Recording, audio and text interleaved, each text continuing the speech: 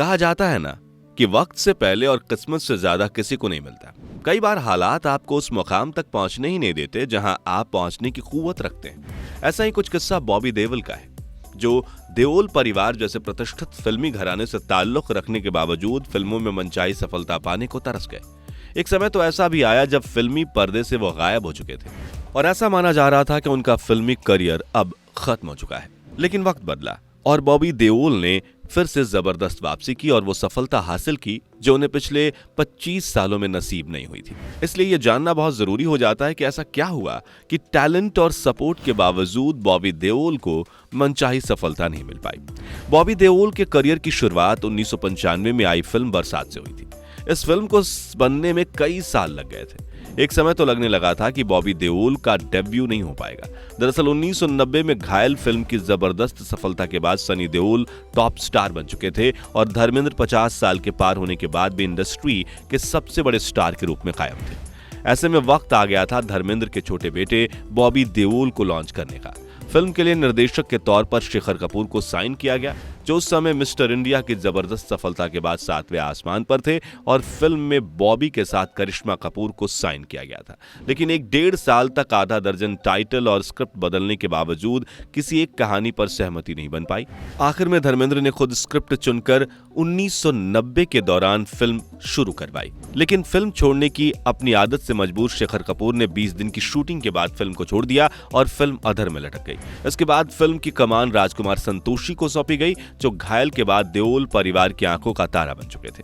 लेकिन घायल फिल्म की सफलता के बाद राजकुमार संतोषी ने एक साथ कई फिल्में साइन कर ली थी। इस कारण बरसात को बनने में और ज्यादा समय लग गया। इस बीच राजकुमार संतोषी की 2 फिल्में रिलीज हो गई। लगातार हो रही देरी से तंग आकर करिश्मा कपूर ने यह फिल्म छोड़ दी और प्रेम कैदी से अपना डेब्यू किया। इसके बाद बॉबी देओल एक सीन की शूटिंग के दौरान घोड़े से गिर गए और उनके पांव में सर्जरी करानी पड़ी। इससे फिल्म और ज्यादा डिले हो गई। इस बीच करिश्मा कपूर की जगह ट्विंकल खन्ना ने ले ली। आखिरकार 1995 में जाकर फिल्म रिलीज हो पाई, लेकिन तब तक देरी और रीशूट के कारण फिल्म का बजट बहुत ज्यादा बढ़ गया। हालांकि फिल्म के सुंदर गीत और तकनीकी दक्षता के कारण फिल्म को देखने वालों की कतार लग गई। फिल्म ने रिकॉर्ड तोड़ ओपनिंग की और साल की सबसे ज्यादा ओपनिंग लेने वाली फिल्म बनी। हालांकि फिल्म की कहानी में कोई नयापन नहीं था, जिसके कारण शानदार ओपनिंग के बाद फिल्म थोड़ी सुस्त पड़ गई। फिल्म ने कुल मिलाकर 19 करोड़ रुपए की कमाई की, जो कि उसके 9 करोड़ रुपए के बजट के मुकाबले काफी ज्यादा थी। बॉबी देओल और ट्विंकल खन्ना को अपनी पहली फिल्म के लिए फिल्म फेयर पुरस्कार भी मिला। इस दौरान बॉबी देओल उस समय की सभी फिल्म पत्रिकाओं की जान हुआ करते थे। उनका नाम आए दिन किसी न किसी अभिनेत्री के साथ जुड़ता रहता था और उनकी इमेज रंगीन मिजाज अभिनेता की बन गई। 90 के दशक में उनका नाम करिश्मा कपूर और पूजा भट्ट के साथ जोड़ा गया। कहा जाता है कि बॉबी देओल ने फिल्म बरसात की शूटिंग के दौरान ऊटी के मोनार्क होटल में ठहरी ममता कुलकर्णी को प्रपोज कर दिया था, लेकिन ममता कुलकर्णी ने उनको ठुकरा दिया था। ये सब कहानियां उनके फिल्मों में आने से पहले प्रचलित थीं, लेकिन फिल्मों में आने के बाद बॉबी देओल के अफेयर्स की खबरें ना के बराबर आईं। यही नहीं, अपने डेब्यू के अगले ही साल उन्होंने अपने पिता की मर्जी के मुताबिक तानिया आहूजा से शादी कर ली। बॉबी देओल का कभी फिल्मी विवाद से नाता नहीं रहा और यही एक कारण था कि फिल्में फ्लॉप होने के बावजूद उनके इंडस्ट्री में किसी के साथ रिश्ते खराब नहीं हुए। ऐसी शानदार डेब्यू के बाद बॉबी देओल से सबकी उम्मीदें बढ़ गई, लेकिन बॉबी देओल के पैरों के ऑपरेशन के कारण वो इस सफलता का पूरा फायदा ही नहीं उठा पाए। उनकी अगली फिल्म 1997 में जाकर रिलीज हुई, जिसका नाम गुप्त था। इस फिल्म को समीक्षकों और दर्शकों दोनों का प्यार बहुत मिला। इस फिल्म की जबरदस्त सफलता से बॉबी देओल का नाम स्टार्स में शुमार होने लगा। उनकी फीस बढ़कर 30 लाख रुपए हो गई, लेकिन इसी साल उनकी फिल्म और प्यार हो गया फ्लॉप हो गई, जिसमें उनके साथ ऐश्वर्या राय ने हिंदी फिल्मों में डेब्यू किया था। एक साल में 1 या 2 फिल्में करने का उनका फॉर्मूला बहुत ज्यादा सफल नहीं रहा, क्योंकि एक बारी एक फिल्म करने में कई बार ऐसा होता है कि जब एक फिल्म के फ्लॉप होने से उनका पूरा साल खराब हो जाता है और उनके स्टारडम को नुकसान पहुंचता है। हालांकि जब तक उन्हें इस बात का एहसास हुआ और उन्हें ज्यादा फिल्में साइन करनी शुरू की, तब तक वो स्टारडम की रेस में पिछड़ चुके थे और लगातार फिल्में फ्लॉप होने से उनकी वापसी का मौका उन्हें नहीं मिला। खैर 1997 में उनकी फिल्म करीब भी फ्लॉप हो गई, लेकिन इसी साल आई सुपरहिट फिल्म सोल्जर ने उनके करियर को फिर से संवार दिया। लेकिन उनके करियर की ये सारी बड़ी हिट फिल्में उन्हें करियर की शुरुआत में ही आई। उसके बाद उनकी फिल्में अगर सफल भी रहीं तो बड़ी हिट नहीं रहीं और फ्लॉप फिल्मों का अनुपात बढ़ने लगा। बॉबी देओल के करियर के ढलान की एक खास बात यह भी रही कि कभी भी उनके अभिनय की तारीफ नहीं हुई। अपने करियर की शुरुआत में सनी देओल के अभिनय की भी आलोचना हुई थी, लेकिन जब उन्होंने एक्शन फिल्में करनी शुरू की तो लोगों को सनी देओल के अभिनय का एक अलग ही पक्ष देखने को मिला। लेकिन ऐसा कुछ बॉबी देओल के साथ नहीं हुआ। बॉबी देओल को कभी घायल या घातक या दामनी सरीखी भूमिकाएं नहीं मिली जहां वो अपने अभिनय की अमिट छाप छोड़ सके। यहां तक कि अपने भाई सनी देओल के साथ जोड़ी बनाकर भी उन्हें सफलता नहीं मिली। ये दोनों भाई 1999 में पहली बार साथ में नजर आए फिल्म दिल लगी में, जिसको बनाने में भी काफी समय लग गया और फिल्म के स्क्रिप्ट में काफी बदलाव हुए। सनी देओल ने खुद इस फिल्म के निर्देशन की कमान संभाली, लेकिन ये फिल्म फ्लॉप हो गई। साल 2000 में बॉबी देओल ने आखिरी बार सोलो क्लीन हिट दी। फिल्म का नाम था बादल। इसके बाद उनकी कुछ फिल्में औसत रूप से सफल रहीं, लेकिन बतौर हीरो उनकी कोई फिल्म हिट या सुपरहिट नहीं रही। बिच्छू फिल्म ने औसत बिजनेस किया और हम तो मोहब्बत करेगा फ्लॉप हो गई।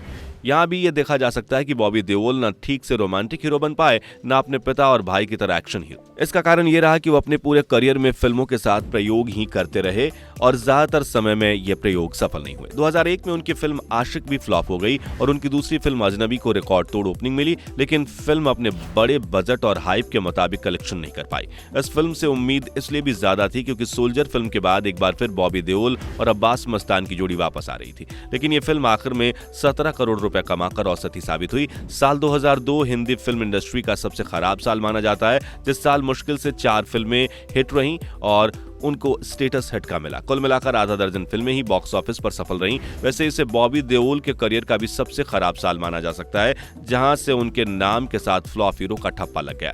हालांकि इस साल अब्बास मस्तान के साथ आई उनकी फिल्म हमराज ने औसत सफलता हासिल की और उन्हें अपने करियर में पहली बार बेस्ट एक्टर का फिल्म फेयर नामांकन मिला, लेकिन इस सफलता के अलावा उन्हें इस साल नाकामी का सामना करना पड़ा जब उनके होम प्रोडक्शन की फिल्म 23 मार्च 1931 शहीद बुरी तरह से फ्लॉप हो गई और बॉबी देओल के करियर की पहली डिजास्टर फिल्म साबित हुई। इस दिन अजय देवगन की ही भगत सिंह के जीवन पर बनी film the legend of Bhagat Singh release हुई। हालांकि बॉबी देओल की भगत सिंह ने अजय देवगन की फिल्म से ज्यादा कमाई की, लेकिन बॉक्स ऑफिस पर ये दोनों फिल्में धाराशाही हो गईं।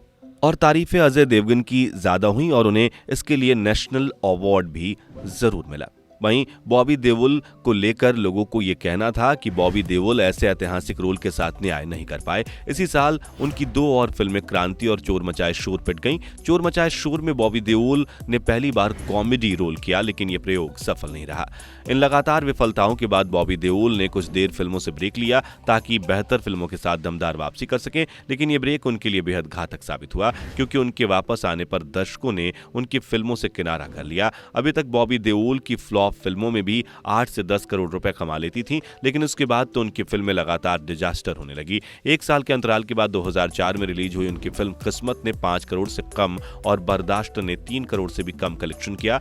बॉबी देओल ने अगले 2 सालों में 5 डिजास्टर फिल्में सहित कुल 7 फ्लॉप फिल्में में काम किया, जिससे उनकी वापसी की उम्मीद समाप्त हो गई। बॉबी देओल बताते हैं कि 2004 तक वो 2 शिफ्ट में काम किया करते थे, लेकिन लगातार फ्लॉप फिल्मों के बाद उन्हें लीड रोल मिलना लगभग बंद हो गया। लेकिन ये मुसीबत अकेले नहीं आई। इस समय तक सनी देओल का करियर बिल्कुल ढलान पर चला गया था और वो खुद अपने करियर को बचाने के लिए संघर्ष कर रहे थे। धर्मेंद्र कई सालों तक बी ग्रेड फिल्मों को करने के बाद घर पर बैठे हुए थे। ईशा देओल का करियर भी कुछ खास नहीं चल रहा था और अभय देओल को लॉन्च करने के चक्कर में देओल परिवार का करोड़ों रुपया डूब गया था। सनी देओल का स्टूडियो सुपर सनी साउंड भी कुछ खास नहीं चल रहा था। मतलब ये कि पूरे देओल परिवार के सितारे एक साथ गर्दिश में चल रहे थे। अब एक बार फिर बॉबी देओल ने गैप लेकर सही स्क्रिप्ट चुनने का इंतजार किया। 2006 में उनकी एक फिल्म रिलीज हुई, हमको तुमसे प्यार है। वो भी कई सालों से बन रही थी। ये फिल्म भी डिजास्टर साबित हुई। अब बॉबी देओल ने अपने करियर को बचाने की आखिरी जद्दोजहद शुरू की।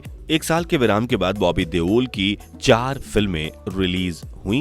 बड़ी बात यह थी कि अपने करियर में पहली बार उन्हें यशोराज फिल्म के साथ काम करने का मौका मिला। अक्सर उम्मीद तो यही होती है कि यशोराज फिल्म्स में काम करके सबके करियर संवर जाते हैं, लेकिन बॉबी देओल यहां भी बदकिस्मत रहे और यशोराज बैनर के साथ उनकी पहली फिल्म झूम बराबर झूम बुरी तरह से फ्लॉप हो गई। इसी साल उनकी फिल्म शकला का बूम बूम और नन्हे जैसलमेर भी पिट गई। हालांकि इस साल देओल परिवार एक साथ फिल्म अपने में नजर आए, जो व्यावसायिक रूप से सफल रही। दुख की बात यह है कि इसी साल अब्बास मस्तान और बॉबी देओल की सफल जोड़ी को भी असफलता का मुंह देखना पड़ा और इनकी साथ में चौथी फिल्म नकाब बॉक्स ऑफिस पर डिजास्टर साबित हुई। हालांकि इस साल की सबसे बड़ी ब्लॉकबस्टर फिल्म ओम शांति ओम के गाने दीवानगी दीवानगी में वे शाहरुख खान के साथ नजर आए। आगे चलकर शाहरुख खान और रेड चिलीज प्रोडक्शन ने बॉबी देओल की वापसी में बड़ी भूमिका निभाई। 2007 में बॉबी देओल 2 फिल्मों में प्रियंका चोपड़ा के साथ नजर आए, चमकू और दोस्ताना। इसमें से चमकू डिजास्टर साबित हुई और दोस्ताना में उनका बस स्पेशल अपीयरेंस था। हालांकि इस फिल्म के साथ उन्हें धर्मा प्रोडक्शन की फिल्म में भी काम करने का मौका मिल गया, लेकिन इससे भी उनके करियर को कोई फायदा नहीं मिला। 2009 में उनकी फिल्म एक the power of one disaster साबित हुई। इस साल रिलीज हुई उनकी दूसरी फिल्म ये वादा रहा तो इतनी बुरी फ्लॉप हुई कि बॉक्स ऑफिस पर 1 करोड़ रुपए भी नहीं कमा सकी। उनकी फ्लॉप फिल्मों का सिलसिला 2010 में भी बदस्तूर जारी रहा। उनकी फिल्म हेल्प भी पिट गई। इतनी असफलता के बाद बॉबी देओल फिल्मों से निराश होने लगे थे और शराब के आदी हो गए थे। नशे और काम की कमी के कारण अपनी पत्नी और बच्चों के साथ भी उनके रिश्ते बिगड़ने लगे थे। बीच बीच में एक रोशनी की किरण दिखाई जरूर पड़ती थी, लेकिन फिर सब उसी ढर्रे पर लौट आता था। 2011 में एक बार फिर अपने फिल्म के बाद समीर कर्णिक के निर्देशक में देओल परिवार के 3 कलाकारों के अभिनय से सजी फिल्म यमला पगला दीवाना रिलीज हुई और एक बार फिर सालों बाद देओल परिवार ने सफलता का स्वाद चखा। इसके बाद उन्हें कई बड़े बैनर और बजट की फिल्में ऑफर हुई, लेकिन उसके बाद उनकी ये बड़ी फिल्में धाराशायी हो गईं। पहले 2011 में थैंक यू, 2012 में अब्बास मस्तान की प्लेयर्स और 2013 में यमला पगला दीवाना 2 ये सब फिल्में फ्लॉप हो गईं और इसके बाद बॉबी देओल फिल्मों से कई सालों तक गायब हो गए। ये वो समय था जब देओल परिवार का कोई भी सदस्य फिल्मों में बहुत सक्रिय नहीं रह गया और परिवार पर कर्जे चढ़ने लगे थे। बॉबी देओल तो काफी समय तक इस भयावह दौर के सदमे से ही नहीं निकल पाए थे और खुद को पूरी तरह से शराब में डुबोते चले गए। लेकिन जब उन्हें होश आया तो फिर काम ढूंढने के लिए फिल्मकारों के ऑफिसेज के चक्कर लगाने लगे। निर्माताओं से उन्हें संवेदनाएं खूब मिली, आश्वासन भी मिला, लेकिन काम नहीं मिला। 4 साल बाद 2017 में फिल्म पोस्टर बॉयज में वो अपने भाई के साथ नजर आए। इस फिल्म का निर्देशन किया था अभिनेता श्रेयस तलपड़े ने। हालांकि ये फिल्म भी बॉक्स ऑफिस पर असफल रही। जब बॉबी देओल की वापसी के सारे रास्ते बंद हो चुके थे, तब सलमान खान ने उन्हें बॉडी बनाने की हिदायत के साथ अपनी फिल्म रेस 3 में एक महत्वपूर्ण रोल दिया। ये वो समय था जब सलमान खान का छुआ हुआ पत्थर भी पारस हो जाता था। ऐसे में उम्मीद थी कि ये बॉबी देओल के लिए कमाल करेगी, लेकिन रेस 3 2018 में रिलीज हुई और इसने 170 करोड़ के करीब कमाई भी की। लेकिन इस फिल्म की इतनी आलोचना हुई कि आज भी बॉलीवुड के इतिहास की सबसे खराब फिल्मों में शुमार किया जाता है। इस फिल्म में बॉबी देओल को बस इतना फायदा मिला कि वो एक बार फिर मीडिया और दर्शकों की नजर में आ गए। इसी के बूते उन्हें हाउसफुल 4 में साइन किया गया और जो 2019 में रिलीज हुई, इसके बीच यमला पगला दीवाना फिल्म का तीसरा पार्ट रिलीज हो गया और जो इतनी बुरी फ्लॉप हुई कि 35 करोड़ के बजट में महज 9 करोड़ ही कमा पाई।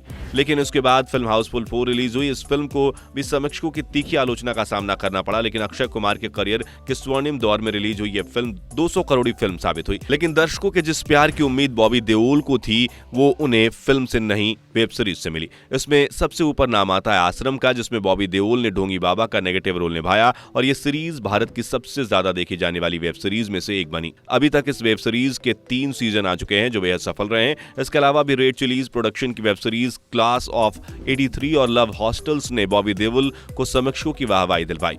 2023 में एक बार फिर देओल परिवार का सितारा चमका, जब एक ही साल में देओल परिवार के सभी सदस्यों को सफलता का स्वाद मिला। पहले धर्मेंद्र को रॉकी और रानी की प्रेम कहानी के रूप में एक बड़ी हिट फिल्म नसीब हुई। फिर सनी देओल ने गदर 2 के जरिए बॉक्स ऑफिस पर गदर मचा दिया और 500 करोड़ की कमाई कर खुद का स्टारडम साबित कर दिया।